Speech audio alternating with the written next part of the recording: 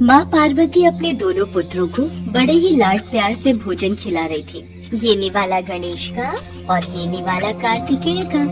माताश्री, लड्डू तो सचमुच बहुत ही स्वादिष्ट है। माताश्री, ये गणेश एक बार में कितने लड्डू खा जाता है? मेरे तो सिर्फ 2 ही खत्म हुए हैं, मुझे और लड्डू चाहिए।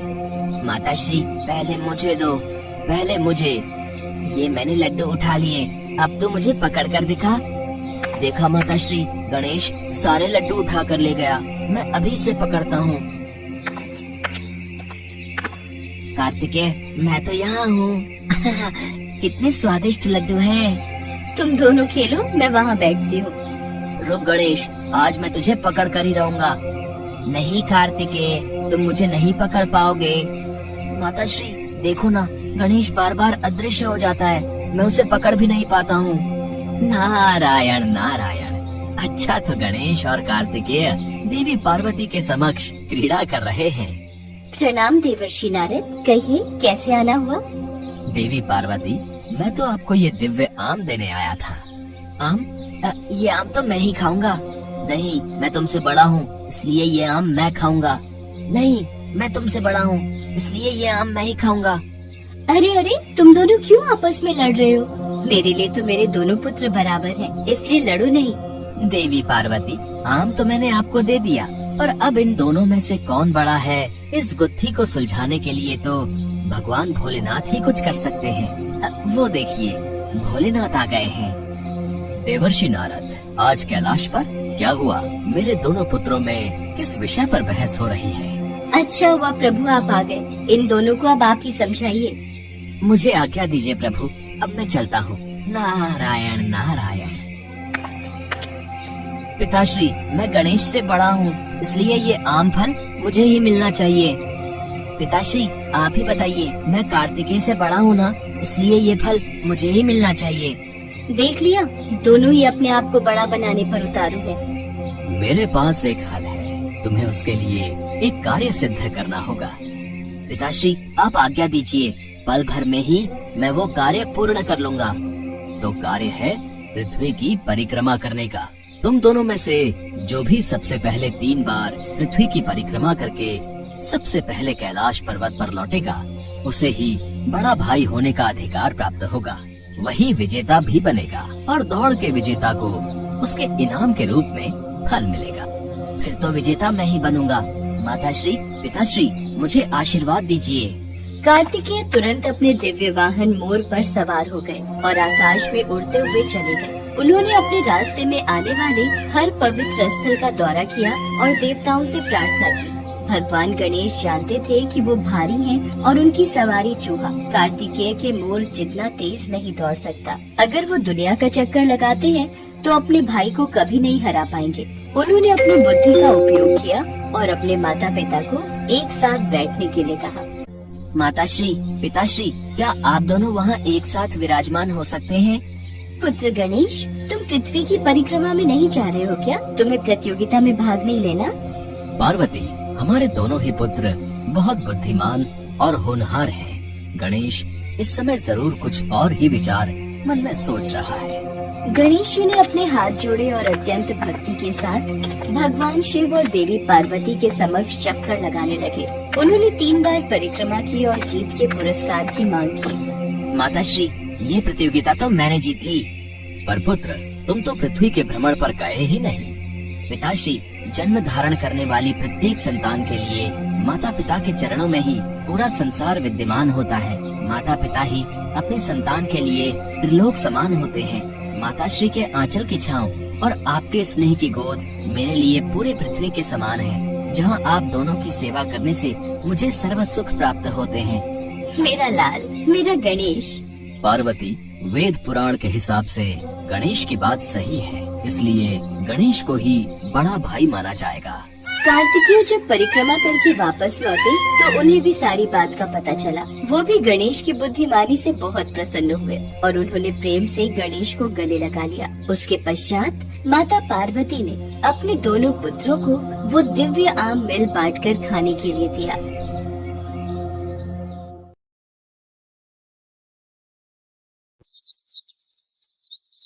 एक बार माँ पार्वती कैलाश पर भ्रमण कर रही थी। तभी उनकी नजर पृथ्वी लोक पर पड़ी।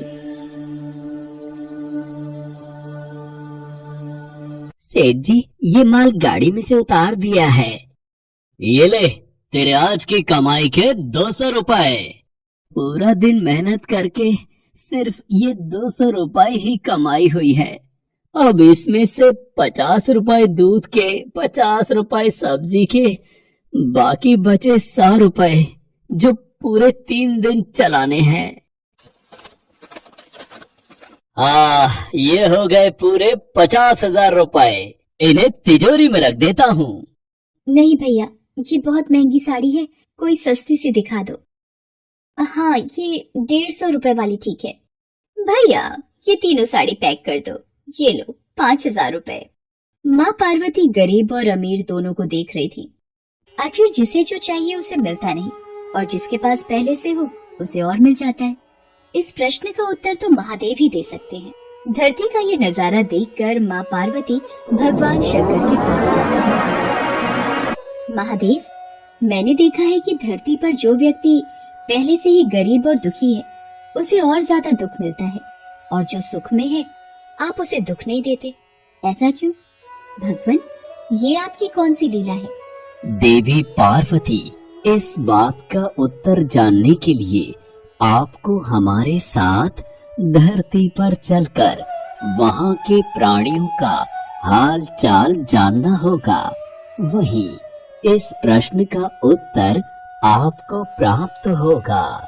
भगवान शिव के कहे अनुसार कुछ समय बाद माँ पार्वती उनके साथ मृत्युलोक में प्राणियों का हालचाल जानने के लिए चल पड़ी। तभी रास्ते में उन्हें एक गरीब पति पत्नी जाते दिखाई दिए। और बेला, कुछ समझ नहीं आ रहा, हमारी गरीबी के दिन कब दूर होंगे। वो चंदन ने फिर एक नई जमीन खरीद ली। सबका भाग्य एक सा नहीं होता है जी। उसके भाग्य में अमीर बनना लिखा है, हमारे में नहीं। भगवान की इच्छा होगी तो हम भी अमीर बन जाएंगे। पता नहीं कौन से पिछले जन्मों के कर्मों की सजा भुगतनी पड़ रही है। न जाने कौन से बुरे पाप किए थे। हे महादेव, आप इन दोनों पति पत्नी को कुछ ही पलों में अमीर बना सकते हैं। मेरे कहने पर आप इन्हें अमीर बना दीजिए। ये बेचारे कितने दुखी हैं। देवी पार्वती, इन दोनों के भाग्य में अभी अमीर बनना नहीं लिखा है। महादेव, जब हम इन्हें धन दे देंगे तो इनकी गरीबी दूर हो जाएगी, फिर ये भी अमीर और सुखी हो जाएंगे। कृपया करके आप इनकी मदद कीजिए प्रभु। देवी पार्वती, मैं तुम्हारी इच्छा अनुसार इन्हें धन प्रदान कर देता हूँ, पर उसका मिलना या ना मिलना कर्मों पर निर्भर करता है। पार्वती जी के कहने पर भगवान शिव ने सोने की अशर्फियों से भरी एक पोटली उस रास्ते में डाल दी। पोटली से कुछ दूरी पर उर्मिला की नजर गुजरते हुए एक अंधे व्यक्ति पर पड़ी। सुनो जी, हम तो गरीब हैं इसलिए दुखी हैं, पर ये सामने व्यक्ति तो नेत्रहीन है। एक बात समझ नहीं आई, ये नेत्रहीन लोग कैसे जीवन व्यतीत करते होंगे? हाँ, बड़ी मुश्किल होती होगी उर्मिला इन बेचारे नेत्रहीन लोगों को। चलो आज हम भी अंधों की तरह चलकर देखते हैं, देखें ये कैसे जीवन जीते हैं। उर्मिला और सूरज आंखें बंद कर एक दूसरे का हाथ थामे चलने लगे। सोने की अशर्फियों की पोटली रास्ते में ही पड़ी रह गई और वे दोनों करीब से गुजर गए। भगवान शिव बोले, देखा देवी पार्वती, इनके भाग्य में अभी गरीबी ही लिखी है। हम कुछ दिन धरती पर ही रहेंगे। यहाँ मनुष्य रूप में रहकर मैं तुम्हारे मन की सभी शंकाओं को दूर करना चाहता हूँ।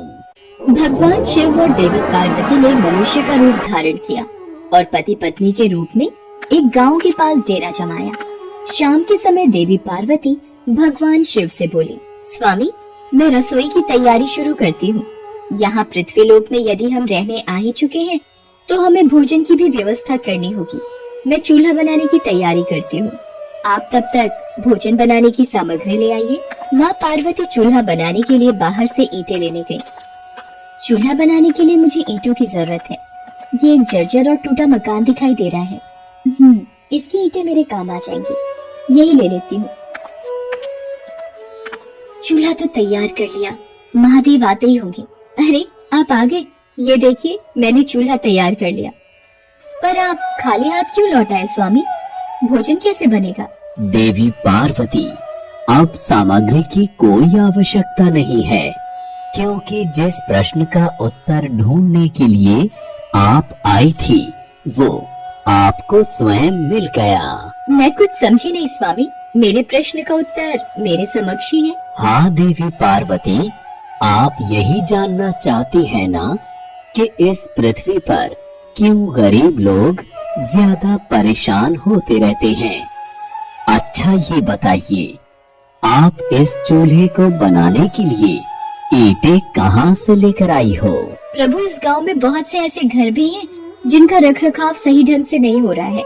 उन पुराने घरों की जर्जर हो चुकी दीवारों में से मैं ईंटें निकाल कर ले आई। इसका मतलब जो घर पहले से खराब थे, आपने उन्हें और खराब कर दिया, जबकि आप मजबूत घरों की दीवारों से भी तो ईंटें ला सकती थी। प्रभु, जो घर अच्छे और सुंदर दिख रहे थे, उस घर के लोगों ने अपने घरों का रखरखाव बहुत अच्छी तरह किया है। ऐसे में उन सुंदर घरों को बिगाड़ना मुझे उचित नहीं लगा। देवी पार्वती, कुछ दिन पहले पूछे आपके प्रश्न का उत्तर भी यही है। जिन लोगों ने अपने जीवन को अच्छे कर्मों से सुंदर बना रखा है, उन्हें दुख कैसे हो सकता है? इस संसार में हर मनुष्य अपने कर्मों का ही फल पाता है। सबके पास सब कुछ नहीं होता। मनुष्य के पिछले जन्मों का कर्म उसे इस जन्म में भुगतना ही पड़ता है, और यदि वो अपने इस जन्म और आने वाले अन्य जन्मों को सुखी बनाना चाहता है, तो हमें सदैव ही पुण्य कार्य करते रहना चाहिए, ताकि हमारे कर्म उसमें जुड़ते रहें। आपको ज्ञात है, वो मार्ग में उस दिन एक नेत्रहीन व्यक्ति। हाँ स्वामी, मुझे ज्ञात है। वो देखिए देवी पार्वती, उसके पास धन दौलत ऐशो आराम की कोई कमी नहीं है, परंतु उसकी आंखों का इलाज नामुमकिन है। ये उसके पिछले जन्म के कर्मों से जुड़ा है।